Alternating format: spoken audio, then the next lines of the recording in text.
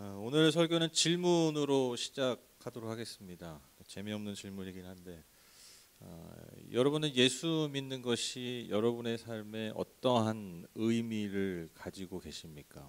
특별히 코로나라는 이 전 지구적 이 사건을 통과하면서 우리가 다시 한번 좀 우리 스스로에게 질문했으면 하는 질문이 바로 이 질문입니다. 예수를 믿는 것이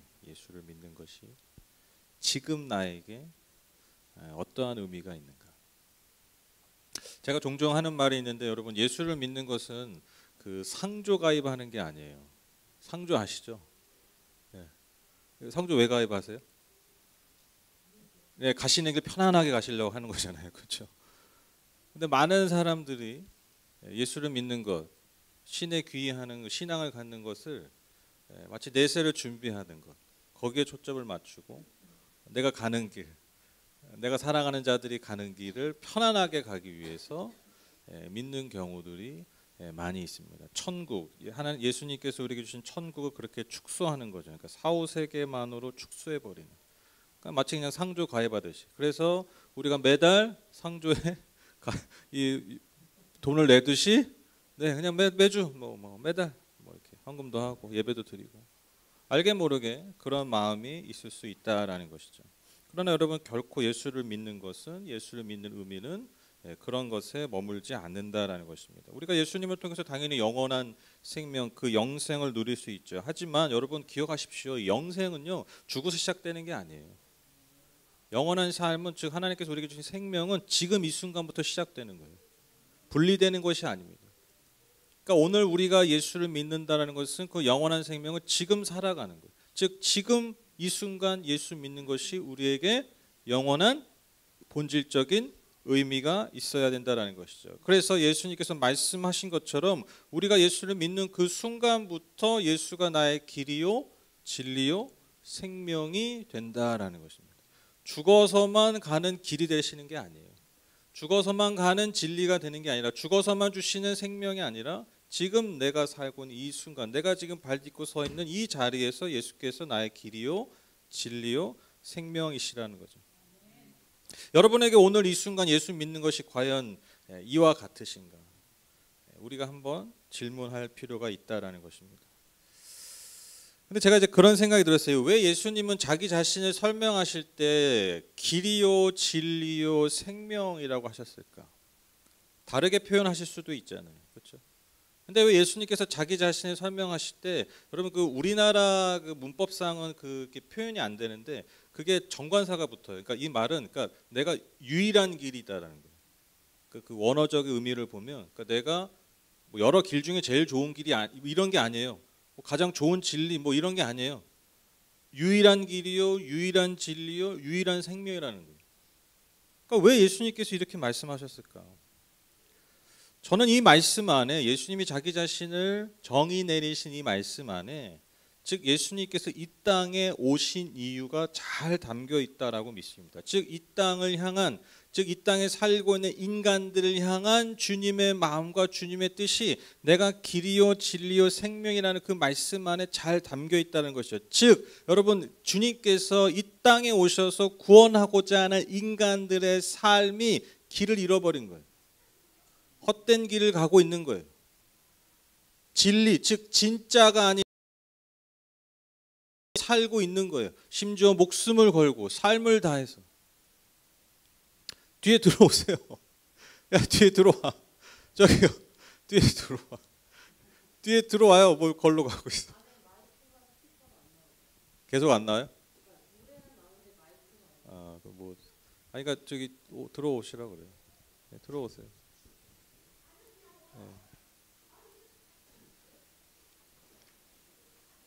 네.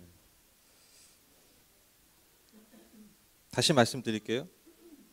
예수님께서 이 땅에 오신 그 이유가 바로 이 땅에서 길을 잃고 살고 있는 사람들, 그 영혼들을 위해서 오셨기 때문이죠. 진리가 아니라, 즉 진짜가 아니라 가짜를 붙들며 살고 있기 때문입니다. 그래서 결국에는 영원한 죽음에 이를 수 있기 때문에 생명을 주시기 위해서 오셨다라는 거예요. 그래서 예수님께서 자기 자신을 정의 내리실 때 내가 곧 길이요, 진리요, 생명이라고 설명하셨다라는 것이죠. 그래서 여러분 우리는요 여전히 아니 영원히 예수님이 필요한 존재들이에요. 예수님을 믿는 것이 우리의 삶의 가장 중요한 의미를 가지게 된다는 것이죠. 왜 그렇습니까? 그분만이 우리의 길이요 진리요 생명이기 때문입니다. 우리는 그것을 믿는 사람들입니다. 그래서 여러분 오늘 설교의 제목처럼 예수님이 지금 이 시대에 다시 오셔도 여전히 똑같이 말씀하실 거예요. 내가 곧 길이요 진리요 생명이다. 그래서 오늘 본문의 35절 말씀처럼 그렇게 우리에게 다가오실 것입니다. 35절 보시면 예수께서는 모든 도시와 마을을 두루 다니시면서 유대 사람의 여러 회당에서 가르치며 하늘나라의 복음을 선포하며 온갖 질병과 온갖 아픔을 고쳐주셨다. 여러분 그분은요 이 땅에 오셔서 당신의 사랑하는 영혼들을 향해서 첫 번째로 가르치셨습니다. 그리고 하나님 나라의 복음을 선포하셨어요. 그리고 나아가서 인간들의 온갖 질병과 아픔을 고쳐주셨습니다. 왜 그러셨습니까? 그것이야말로 하나님께서 우리에게 주실 그 완성될 하나님의 나라, 그 천국을 보여주는, 실제로 보여주는 그 모습 자체였기 때문입니다. 그래서 여러분 우리는요 예수님의 이러한 생애와 이분의 사역을 통해서 우리가 믿고 있는 기독교를 온전히 이해할 수 있어요. 다른 것이 아니라 여러분 예수님의 말씀과 예수님의 삶, 즉 그분의 생애와 사역을 통해서 우리가 믿고 있는, 우리가 속해 있는 기독교를 온전히 이해할 수 있어요. 여러분 이게 굉장히 중요합니다. 기독교를 믿는데 기독교와 전혀 다른 믿음과 신앙을 고백하는 사람들이 의외로 많아요. 기독교가 무엇인가? 우리가 믿는 그 믿음의 의미가 무엇인가? 그래서 여러분 오늘 말씀은요 예수님의 사역과 그 생애의 핵심이라고 할 수 있는 가르치심, 선포, 그 치유의 의미를 우리가 살펴봄으로써 우리가 이 땅에서 여전히 교회로서 존재하는, 성도로서 존재하는 의미를 우리가 한번 살펴봤으면 좋겠어요. 첫 번째로 여러분 예수님은요 가르치셨습니다. 제가 개인적으로 지금까지 뭐 양육도 많이 해보고 뭐 성경 공부도 많이 인도해보고 했거든요. 그런데 제가 그런 것들을 뭐 유명한 거 다 해봤어요. 뭐 옛날 온누리교에서 나온 뭐 1:1 제자양육도 다 해보고 저기 사랑의 교회에서 나온 뭐 제자 훈련 뭐 다 해봤어요. 웬만한 거 다 해봤어요. 뭐 교재도 많이 봤어요. 그래서 뭐 제가 뭐 나름 뭐 몇 주차 이렇게 교재 비슷하게 제가 만들기도 해보고 다 해봤는데, 그래서 이제 성도님들이랑 뭐 청년들이랑 뭐 이렇게 많이 나눠보게 했는데 제가 할 때마다 느꼈던 게 뭐냐면 제가 예상한 것보다 정말 성도님들이 많이 몰라요. 진짜 많이 몰라요. 그러니까 그분들이 교회를 꽤 오래 다니신 분들이에요. 뭐 청년들도 그렇고 뭐 열심히 해요. 막 뭐 봉사도 엄청 열심히 하고 뭐 그러는데 몰라. 근데 여러분 너무 기분 나빠하시는 표정 짓고 있는데 걱정하지 마세요. 여러분 심지어 목회자들도 잘 몰라. 왜냐면 성경이 너무 방대하긴 해요. 양이 너무 많아. 그래서 사실 목회자들도 따로따로 막 이렇게 시간을 많이 들여서 따로따로 공부하지 않으면 잘 알지 못해요. 그런데 제가 말씀드린 건 뭐냐면 막 그런 세세한 것만이 아니라 정말 핵심적인 것도 우리가 모르는 경우들이 많아요. 기독교의 핵심적인 진리들. 그러니까 여러분 이 기독교에 대한 이 핵심적인 이 진리들을 알지 못하기 때문에, 복음에 대한 이해가 없기 때문에 여러분 오랜 신앙의 연수나 그 활발한 종교적 활동에 비해서 우리의 사실 그 믿음이 취약한 경우들이 많다라는 거예요. 여러분 너무 분명한 증거가 여러분 수많은 사람들이 이단에 넘어가는 거잖아요. 그렇죠? 여러분 그거 아시죠? 인천의 가장 큰 교회 중에 하나였던 한 교회, 뭐 특정 교회 이름을 들지는 않겠지만 뭐 너무 궁금하시면 예배 끝나서 저한테 물어보세요. 그럼 따로 알려드릴게요. 그 교회의 그 전도왕이었던 권사님이 신천지에 넘어갔어요. 그러니까 들리는 말이 뭐 몇천 명인가 몇만 명이 하도 엄청나게 전도를 많이 한 분이에요. 그 교회. 근데 그분이 신천지에 넘어갔어요. 전도라는 거 열심히 한 거죠. 종교생활 너무 열심히 한 거죠. 너무 헌신한 거죠. 어떻게 여러분들 신천지 넘어갑니까? 제가 신천지를 나름 연구를 해봤다니까요. 제가 예전에 요한계시록 강의한 적이 있잖아요. 그래서 신천지가 하도 막 난리 치니까 제가 신천지 그 교리들 계시록 풀이하는 것들 제가 같이 보면서 제가 강의를 했는데 제가 같이 보면서 하다가 몇 장 보다가 말았어요. 신천지를 보다 말았어요. 왜 보다 말하는 줄 아세요? 너무 말이 안 돼서. 그러니까 언급할 가치가 없어요. 그러니까 기본적인 제가 그 요한계시록의 올바른 해석과 근데 여러분 신천지 이렇게 해석하더라고요. 제가 이렇게 가르쳐 드리려고 봤는데 한 두 챕터보다 말았어요. 뭐 말할 가치조차 없어. 너무 어이가 없어요. 너무 그냥 그걸 언급할 가치조차 없었기 때문에 제가 한 두 챕터 보다가 말았어요. 제가 놀란 게 뭔지 아세요? 야, 이런 거에 넘어가는구나. 이런 거에 넘어가는구나. 제가 너무 놀랐어요. 그러니까 옛날에 신천지가 대단한 줄 알았는데 제가 신천지를 알면 알수록 무슨 생각이 드냐면 우리가 죄송해요. 우리가 너무 형편없구나. 표현이 좀 그런데 오늘 좀 강하네. 기분 나빠하지 마세요. 우리가 너무 형편없구나. 도대체 뭘 믿고 뭘 믿는다고 해서 우리가 믿음 기독교하면 항상 믿음을 강조하는데 도대체 우리가 말하는 그 믿음이 뭐였을까? 여러분 오늘 예수님이 35절에 보시면 예수님도 어디서 가르쳤냐면 유대 사람의 회당에서 가르쳤다고 했어요. 회당. 오늘날로 말하면 여러분 교회예요. 쉽게 얘기하면 애들 말로 도장 깨기 하신 거예요. 도장 깨기. 사자가 여러 회당을 돌면서. 근데 여러분 회당에 다니는 사람은 어떤 사람들이에요? 내가 성경을 잘한다고 생각하는 사람들이에요. 내가 누구보다 말씀을 잘한다고 생각하는 사람들. 내가 누구보다 하나님 잘 믿는다고 생각하는 사람들. 여러분 그 사람들이 회당 사람 유대인들 아닙니까? 내가 하나님 누구보다 잘 알아. 내가 누구보다 말씀을 잘 지켜. 역설적으로 예수님이 그 회당을 찾아다니시면서 가르치셨다라는 거예요. 우리가 잘못 알고 있는 것들. 우리가 온전히 이해하고 있지 못하는 것들. 하나님의 마음, 그 하나님의 마음의 중심이 담긴 말씀을 온전히 이해하는 것이 아니라 그것을 자기 식대로 자기의 의대로 이해하고 적응했던 그 유대인들을 깨우치기 위해서 예수님이 유대 회당을 돌아다니시면서 가르치셨다는 거예요. 여러분 저는 굉장히 의미 있다고 봐요. 여러분 예수님이 이 땅에 오시면요 어디 가시겠어요? 교회 와서 다시 가르치신다니까요. 역설적이지 않으세요? 여러분 생각해 보세요. 예수님이 다시 오시면 교회 오시면 뭐 하셔야 돼요? 찬양 받으셔야죠. 그냥 예배 받으셔야죠. 아유 우리 그냥 상대에 부러지고 식사에 제자하고 식사해 드려 해 그것만 해도 바쁘죠. 그렇죠? 예수님 다시 오시면. 근데 예수님 오셔서 뭐 하셔야 된다고요? 다시 가르치셔야 돼요.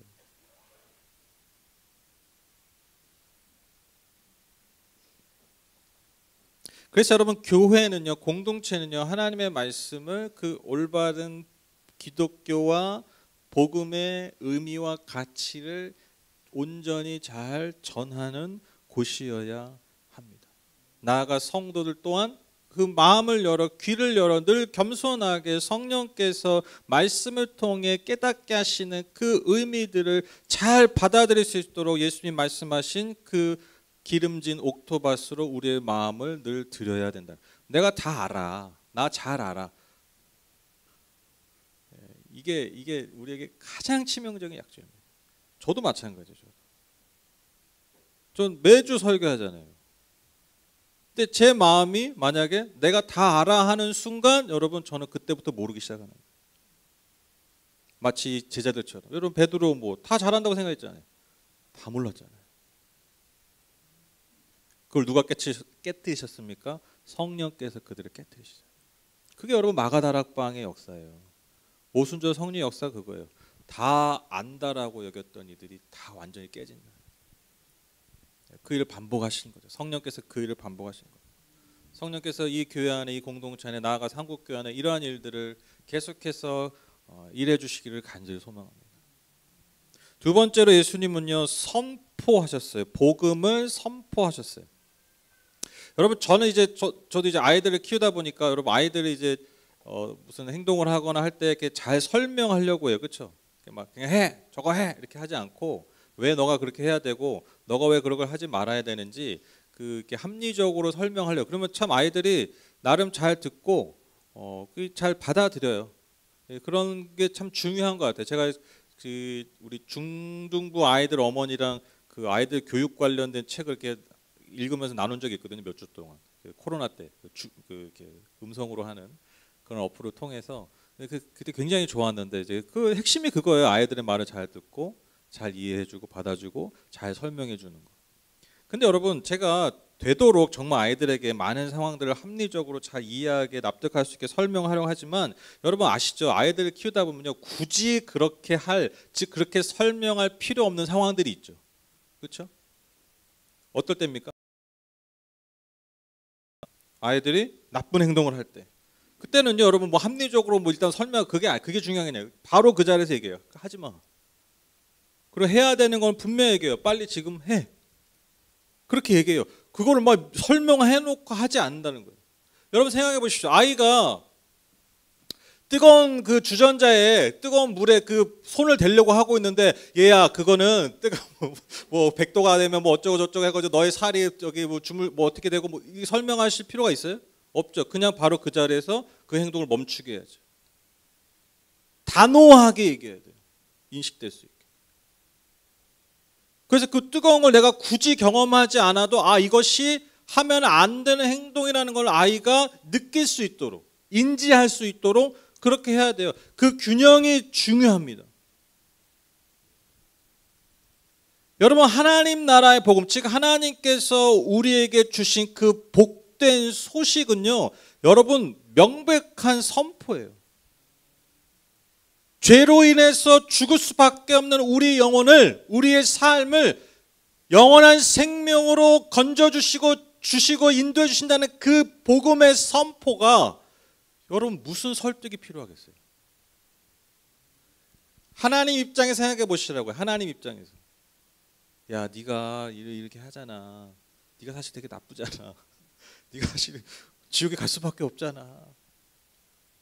내가 너를 살리려고 내가 내 아들을 보내가지고 이렇게 얘기해가지고 근데 그게 왜 그러냐면 여러분 하나님 입장에서 생각해 보시라고요. 하나님 입장에서 창조주 입장에서 피조물을 구원하는데 피조물도 일일이 설득할 이유가 있습니까? 사실 없죠. 여러분 복음은요 명백히 어떤 것입니까? 선포입니다. 물론 여러분 복음을요 제가 목회자로서 여러분 복음의 의미와 복음의 가치들을 제가 자꾸 여러분 이해하시고 받아들이시게 설명을 해야죠. 그건 너무 당연해요. 그런데 여러분 우리가 오해하고 착각하는 게 있어요. 여러분 우리가 복음을 받아주는 게 아니에요. 여러분 즉 우리가 예수를 믿어주는 게 아니에요. 예수를 믿든 안 믿든 그것은요 나의 선택입니다. 그리고 내가 예수를 믿었다면 그것은 하나님의 은혜입니다. 그 복음의 선포가 그 복음의 메시지가 성령의 은혜를 통해서 역사하심을 통해서 내가 믿게 된 거예요. 내가 그것을 선택하게 된 거예요. 여러분 여기는 어떠한 공로도 없죠. 그건 하나님 우리에게 주신 전적인 은혜입니다. 은혜. 우린 예수를 믿어주는 게 아니에요. 복음을 받아줘. 그치? 예수 믿으면 천국 간대. 오케이. 나 요거 선택했어. 여러분 생각해 보시죠. 여러분 복음이 사실 설득되는 겁니까? 여러분 복음이 막 진짜 뭐라 그래? 진짜 납득되고 설득이 돼서 여러분 믿으세요? 그냥 어느 날 믿어지는 거잖아요. 그냥 그것이 진짜 나에게 생명을 주는 그 하나님의 복음 말 그대로 복된 소식으로 내 영혼이 받아들이니까 여러분 예수를 내가 믿는 거죠. 내가 교회에 나오는 거죠. 하나님을 믿는 거죠. 그래서 여러분 이 믿음 있는 자에게 하나님이 주신 은혜가 무엇입니까? 바로 구원에 이르는 하나님의 능력이 된다라는 것입니다. 로마서 1장 16절 내가 복음을 부끄러워하지 아니하노니 이 복음은 모든 믿는 자에게 구원을 주시는 하나님의 능력이 됩니다. 이 말씀이 굉장히 중요합니다. 이 앞에 말이 되게 중요해요. 바울이 뭐라고 얘기합니까? 내가 복음을 부끄러워하지 아니하노니. 왜 바울이 굳이 이런 말을 했을까요?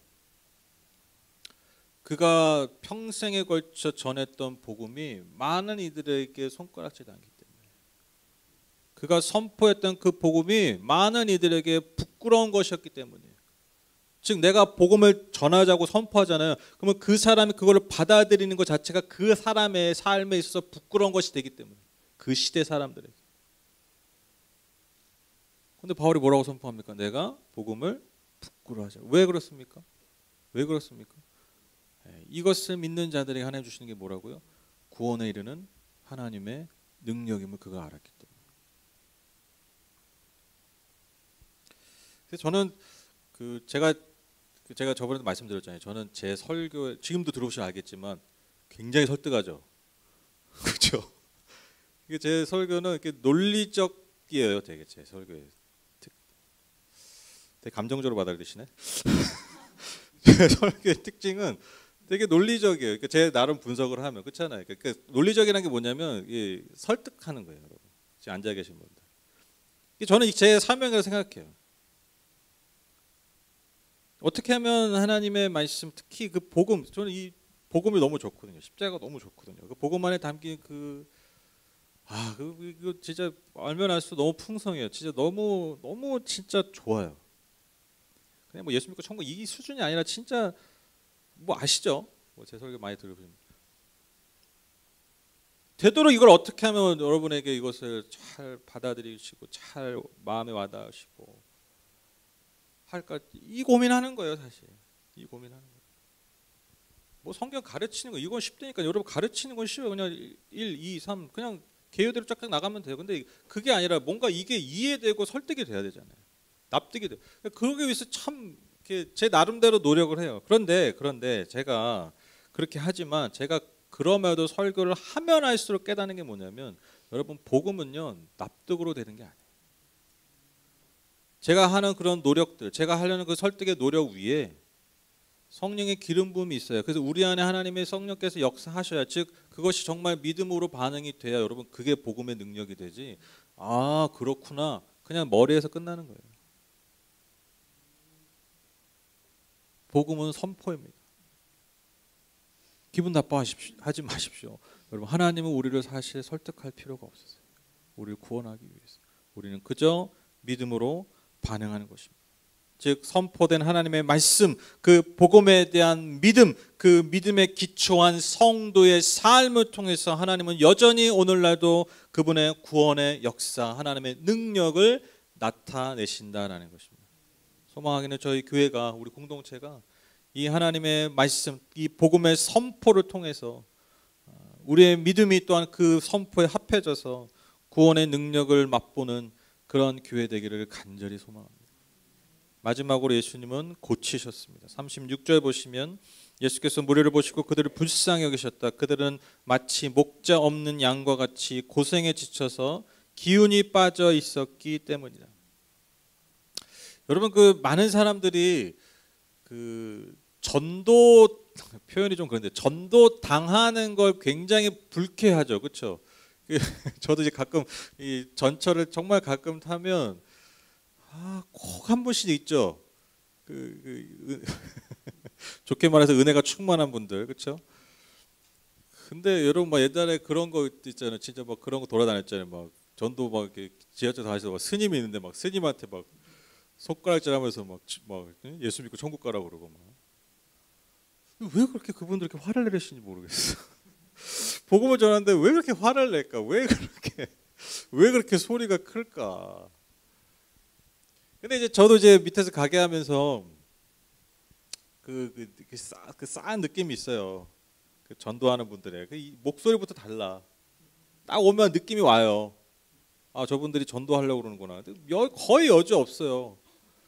근데 왜 여지없게 딱 그걸 느끼냐면 정말 여지없이 어떤 느낌이냐면 물건 파는 사람이랑 똑같아요. 여러분 그렇게 돌아다니면서 물건 파는 분들 있잖아요. 그 자체가 그게 나쁜 겁니까? 아니죠. 근데 때로는 그게 무례하게 다가올 때가 있잖아요. 왜 무례하게 다가옵니까? 왜 무례하게 다가옵니까? 나한테 필요 없는 걸 자꾸 사라고 그러니까. 그렇죠? 예를 들면 저희 가게에 지금 막 일회용 용기가 많아요. 우리 거 쓰래. 아니 많아요. 아 우리 게 좋대. 아니 일단 많다고. 내가 거기에 대한 필요를 못 느껴요. 휴지 사래요. 휴지 많은데. 우리 게 좋대. 부드럽대. 일단 많다고. 당장 살 수가 없어요. 그러니까 왜 여러분 세일즈하는 게 왜 때로 우리에게 그렇게 부담스럽거나 아니면 무리하게 다가오냐면 나에 대한 관심이 없기 때문에. 진짜 나에 대한 관심. 여러분 그래서 세일즈를 잘하는 분들의 공통적 특징이 뭡니까? 물건 파는 것에 대한 열심보다 내가 물건을 파는 사람들에 대한 관심이 많은 사람들이에요.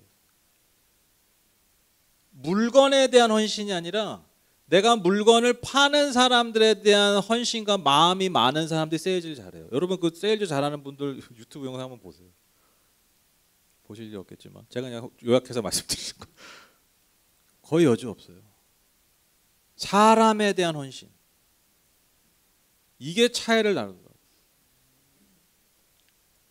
여러분 다시 복음으로 돌아서 전도로 돌아서 왜 여러분 전도할 때 무리하게 다가갑니까?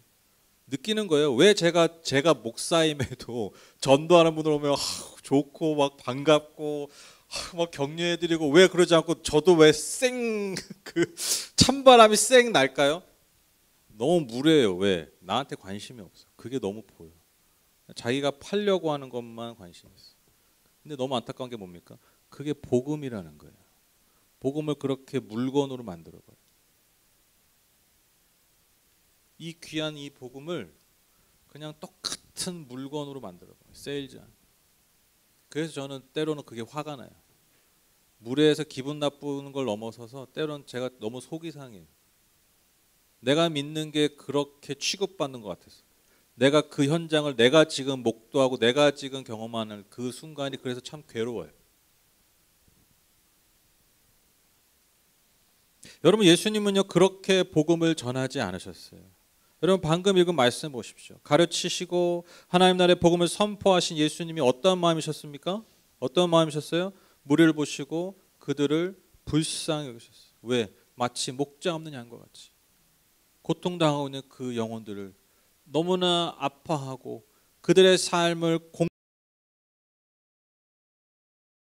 예수님이 복음을 증거하셨다라는 것이죠.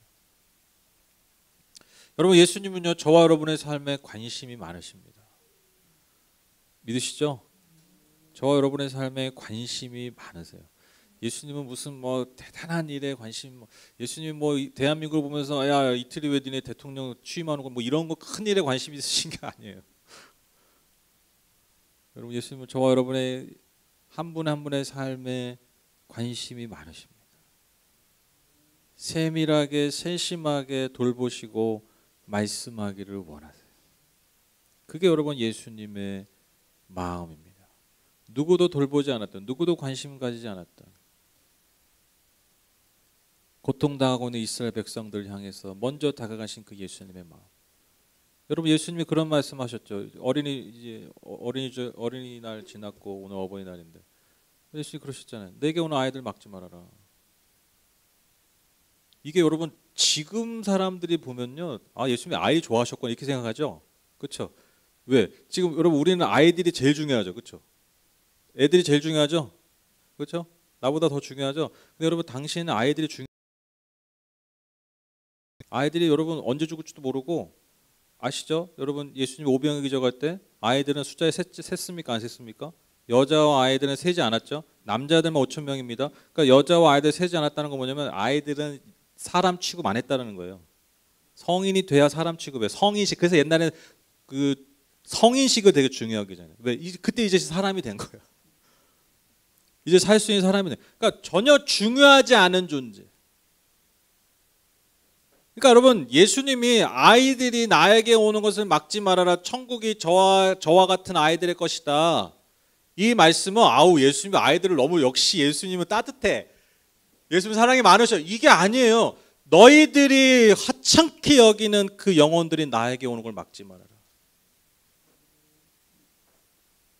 너희들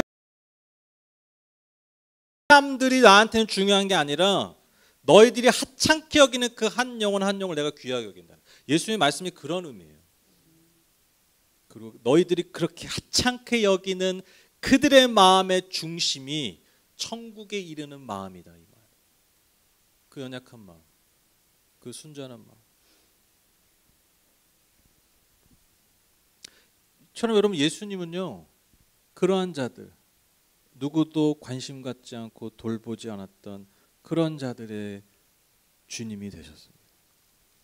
오늘날도 동일하죠. 여러분 내가 성공해서 내가 뭐 잘 나가서 여러분 예수님이 나를 바라봐 주시는 게 아니에요. 우리가 오해하고 착각할 때가 있어요. 여러분, 내가 잘 나가고 여러분 내가 잘 되면 여러분 예수님께 영광이 된다. 여러분, 예수님은 알아서 영광 취하십니다. 예수님께 그런 게 중요한 게 아니에요. 내 마음의 중심이 어디 있는가? 내 영혼이 그 주님을 찾고 있는가? 주님께 중요한 건 그거예요. 하나님 그런 자를 찾아가십니다.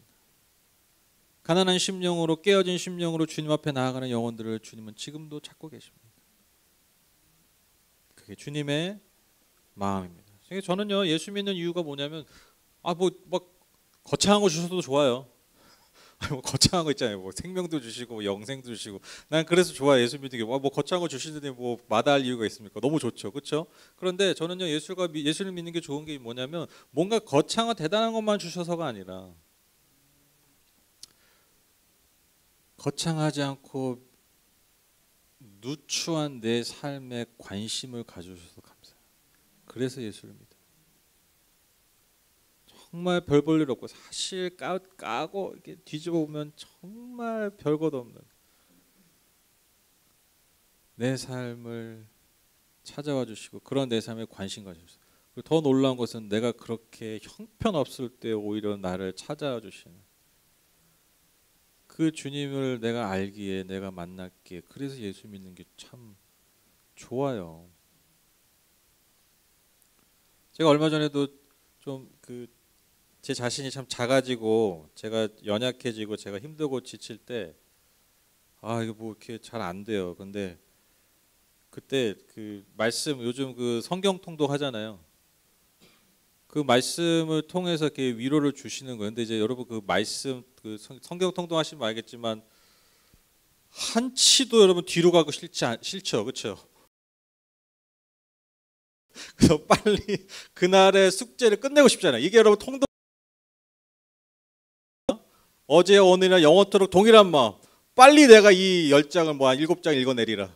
그래서 한 글자도 뒤로 가려고 하지 않죠. 이해가 안 돼도. 그렇죠? 이해가 안 되는 건 안 되는 거예요. 뭐 다음에 이해하게 하시겠지. 그래서 여러분 무조건 앞으로 가죠. 근데 제가 성경 통독에서 정말 처음으로 그 다음 장을 못 넘어갔어요. 그 말씀을 읽는데 못 넘어가요. 이틀 동안 못 넘어가요. 그 말씀 계속 보고. 근데 그 말씀이 어떻게 저에게 다가오냐면, 제가 잘 아는 말씀이었어요. 너무 유명한 말씀이에요. 그런데 진짜 그 구절이 하나님이 지금의 내 모습, 내 존재에게 지금 나 보라고, 지금 나한테 방금 보낸 카톡처럼 그렇게 다가오더라고요. 그러니까요, 넘길 수가 없어요. 다음 진도를 못 나가겠어요. 그래서 그 힘으로 다시 일어나게 되더라고요. 다시 저 자신을, 제 상황을 다시 보게 되더라고요.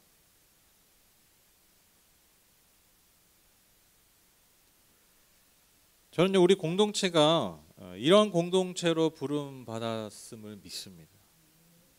여러분, 하나님이 이 땅에 공동체를 세우시니까 그거예요.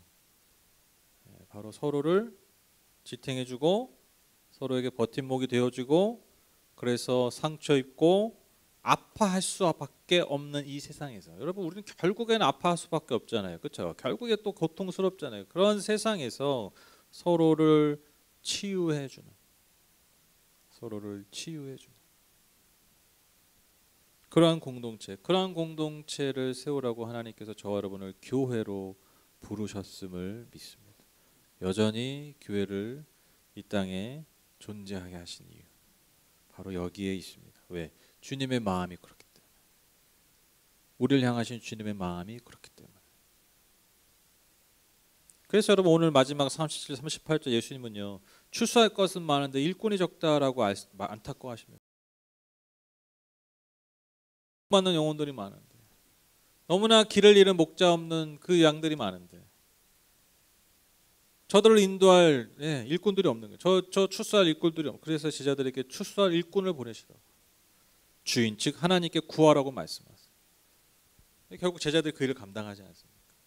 그들을 통해 하나님 교회를 세우시고 일꾼들을 세우고 그래서 많은 영혼들을 추수하고 구원에 이르게 하지 않습니까? 여러분 그렇게 생겨난 것이 바로 저와 여러분 이 교회라는 것입니다. 그래서 우리도 구해야 됩니다. 하나님 이 교회를 통해서 여전히 길을 잃고 헤매는 여전히 고통 가운데 있는 영혼들이 주님 구원에 이르게 하시고 하나님의 사랑을 알게 하시고 하나님의 생명을 누리게 해주십시오. 그게 우리의 여전한 사명이요 소명임을 믿습니다. 결론을 맺겠습니다. 여러분 오늘 설교의 제목 예수님이 다시 오셔도 하실 일이 여러분 바로 오늘 나눈 말씀의 내용입니다. 그런데 여러분 예수님이 이거 하려고 다시 오시진 않겠죠, 그렇죠? 다시 오실 때는 이제 구원의 주여 심판주로 오십니다, 그렇죠? 그래서 여러분 이 일을 그분이 다시 하시지 않고 누구에게 맡기신 거예요? 저와 여러분에게 맡기신 거예요. 교회에 맡기신 거예요. 그래서 여러분 저와 여러분들을 성도로 하나님의 자녀로 부르셨습니다. 그래서 첫 번째로 우리가 가르쳐야 됩니다. 근데 여러분 가르치면 항상 뭐가 있습니까? 배우는 것이죠. 가르침과 배움이 있는 것입니다. 두 번째로 여러분 선포하죠. 복음을 선포하는 것입니다. 그리고 그 선포에 우리는 어떻게 반응합니까? 믿음으로 반응하는 것입니다. 그리고 고치라고 말씀하세요. 치유하라고 말씀하세요. 그리고 우리가 먼저 회복되는 거예요. 고침과 회복이 공존하는 이 세 가지의 이 사명, 이 사역이 계속해서 주의 성령 안에서 운행되어지는 거예요. 여러분 이것이 바로 교회 공동. 여러분 이제 코로나 상황이 이제 좀 정리가 돼가지 않습니까? 물론 여름에도 또 나오고 확진자 늘어가는데 이제 이게 변이이기 때문에 아마 더 이제 진짜 계절 독감처럼 아마 갈 가능성이 많아요. 전문가들이 얘기하면. 근데 여러분 우리가 지난 한 2년 넘게 그 코로나 상황, 코로나 시절을 딱 표현하는 우리가 지난 2년 넘게 살아왔던 그 상황을 딱 표현하는 단어가 뭐냐면 거리두기잖아요. 거리두기, 그렇죠? 그러니까 사람과 사람이 거리를 둬야 돼요. 그래서 잘 모이지 못하고 모여도 2명 모이고 4명 모이고 많이 못 모이잖아요, 그렇죠? 그러니까 사람과 사람과의 관계가 단절된 거죠. 그래서 여러분 코로나 상황에서 사람들이 가장 많이 고민한 게 무엇입니까? 그럼에도 우리를 어떻게 연결할 것인가, 그렇죠? 그래서 여러분 인터넷으로 주민이 계속 생겼잖아요. 음성으로 연결하는 클럽하우스인가요? 그런 것도 나오고. 제가 정말 다시 한번 절감한 게 뭐냐면 여러분 인간은요 결국엔 무엇을 갈망하냐면 관계를 갈망한다는 거예요. 그렇죠? 아니 저기 혼자 잘 먹고 잘 살아보라고 핸드폰 줬더니 스마트폰을 뭘 제일 많이 해요? SNS 제일 많이 하잖아요. 그러니까 잘 많이 하는 게 다 뭐예요? 다 누군가 연결이에요. 코로나에 거리두기 때도 여러분 뭘 제일 많이 해요? 사람과 사람의 연결이에요. 그러니까 우리가 원하는 건 결국 그거예요. 누군가 연결되는 거예요. 누군가 친밀하게 연결되는 것입니다. 이처럼 여러분 인간은요 결코 홀로 존재할 수 없습니다. 끊임없이 관계를 강구합니다. 그래서 그 관계 아래서 행복을 발견하고요 삶의 의미를 채워갑니다. 그래서 여러분 공동체의 가치는 여러분 앞으로 어떠한 시대도 코로나 포스트 코로나 뉴 노멀 시대 뉴 노멀 어떤 노멀 어떤 뉴가 와도 여러분 공동체의 가치는 무너지지 않습니다. 왜? 인간 존재가 그렇기 때문에. 하나님의 형상이 그래요. 하나님의 형상. 삼위일체로 존재하셨던 하나님의 형상, 즉 관계로 형성되셨던 관계로 존재하셨던 그 하나님의 형상이 저와 여러분에 있기 때문에 여러분 우리는요 늘 관계를 갈망합니다. 그렇기 때문에 여러분 공동체의 가치는 작아지지 않습니다. 그래서 여러분 하나님이 저와 여러분을 세우신 이 교회 공동체가 그래서 너무나 소중하다라는 것이죠. 이 공동체를 통해서 무엇보다도 영원한 생명을 주시는 그 창조주 하나님과 연결되기 때문에 그리고 우리가 서로 연결되고 관계함으로써 우리가 서로를 가르치고 서로에게 믿음을 북돋우며 서로를 치유하는 공동체로 저와 여러분을 부르셨기 때문입니다. 여러분 얼마나 귀한 의미가 있습니까? 소망하기는 우리가 예수님께서 다시 오셔도 여전히 감당하실 그 일을, 그 사역을 이 공동체가 주님 오시는 그날까지 잘 감당하기를 간절히 소망합니다. 그래서 주님께서 만약에 이 교회 오신다면 그냥 식사하고 가셨으면 좋겠어요. 그냥 식사만 하고 가셨으면 좋겠어요. 기도하겠습니다.